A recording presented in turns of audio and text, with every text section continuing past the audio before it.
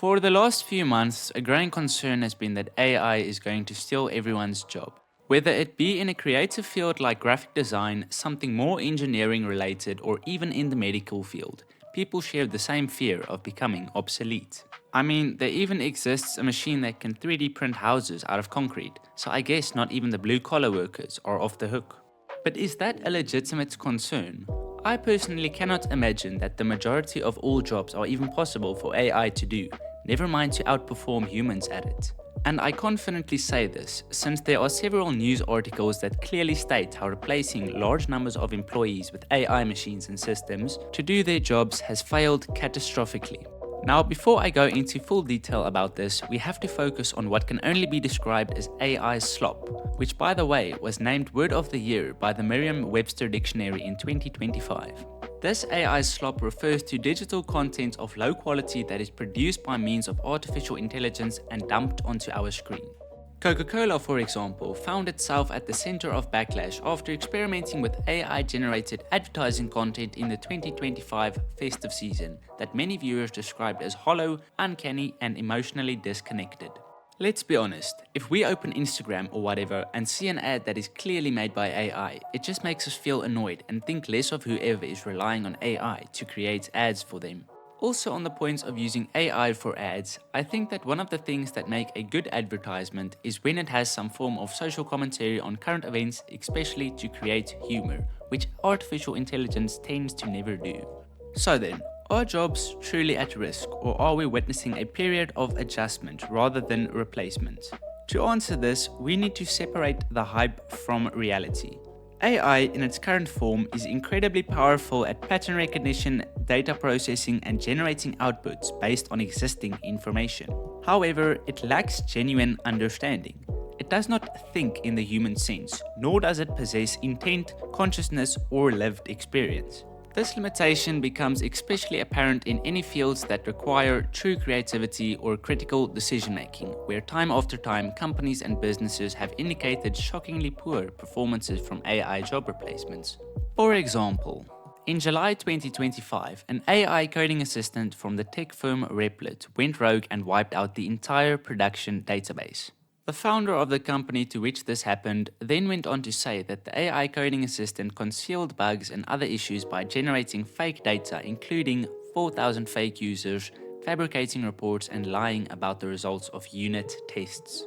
Now, can you imagine how the owner of that company feels? To have all of your hard work erased in the blink of an eye, simply since you placed AI in a role where it needed to access your database, which is what the majority of AI is intended to do, by the way. McDonald's also had to cancel their AI-powered drive-thru since time after time AI failed to understand what customers were ordering. There was even one case where two TikTokers could not get the machine to stop placing orders and eventually received 260 chicken nuggets. There are countless examples of this happening, and it might just tip the scales in our favor. International Business Machines Corporation, also known as IBM, is reportedly tripling the number of Gen Z entry-level jobs after finding the limits of AI adoption. This comes from the realization that cutting young workers out of the pipeline won't be a sustainable long-term strategy for the company. This is not exclusively for HR roles, but also includes software developers and other jobs that AI can supposedly do. Job titles are rather being rewritten so that they account for AI fluency, which builds more durable skills for workers while creating greater long-term value within companies. So I guess this strategy focuses on avoiding a shortage of mid-level managers in the future, and also to ensure that there are still people around to focus on the profitability in the company rather than just productivity. Another good example of why relying too much on AI is what happened to Microsoft. As of early 2026, Microsoft's aggressive integration of AI, such as Copilot, has faced significant backlash. This includes what users call micro slop, with users complaining that AI is being stuffed into every corner of Windows, including Notepad and Paint. This strategy of imposing AI on users has backfired and has led to declining trust and resistance. This ultimately led to a massive stock plunge for Microsoft, with over $350 billion in market value being wiped out as investors grew skeptical of the insane amounts of spending on AI. One widespread theory coming from AI researchers, economists, and tech workers is that we are essentially living through an experiment. Over the next few years, tech companies' experimental use of AI could lead to several different outcomes. Although there will be more job cuts across industries, unforeseen consequences might also arise from over-reliance on AI, with the severity of these consequences being completely unknown. The main concern is whether or not using AI at such a large scale will truly live up to the hype, which in its current form is not as capable as the hype suggests. AI systems need huge amounts of data to even perform a task, let alone be good at it. Even when AI lacks the necessary data to produce something, it will confidently try anyway. The fact is that even though the output of generative tools have been improving over the years, the tech still does not produce a consistent correct answer, even when the exact same prompt is used. Should AI behave incorrectly or unpredictably, like we've seen before, it has the potential to wipe out entire databases or even cause faulty transactions, which would be catastrophic for companies. So what it basically comes down to is that putting too much on AI too fast is extremely risky. When enough AI-related accidents occur, large companies will realize the fact that they are skating on thin ice. With that much exposure to financial losses, reputational harm, and negative client and customer outcomes, it could happen that these massive layoffs won't be such a large concern anymore. Who knows, one day we might wake up to find that the AI bubble has burst, which could be beneficial to those seeking employment. Maybe these large-scale AI projects end up being an unsustainable business model and one by one they start going bankrupt. There have actually been countless AI startups that failed miserably and led to major losses. If you go and look it up, you will see that it is roughly 90% of AI startups that fail, which is no surprise.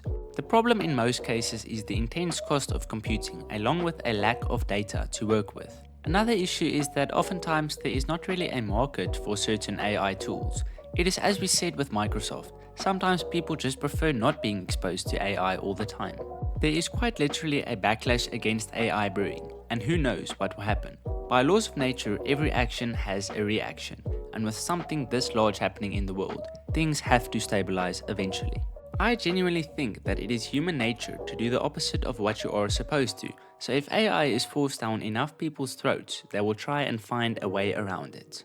There have in fact already been several protests against data centers and artificial intelligence, along with boycotts against its ethical use.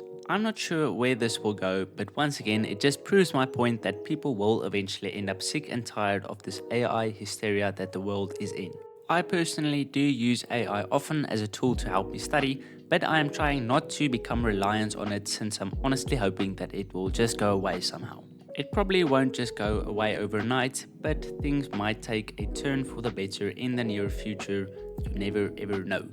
All we can do for now is hope for the best and support each other. And that concludes it for this video, so I hope you enjoyed and have a lovely day, and then I will see you in the next one. Okay, bye.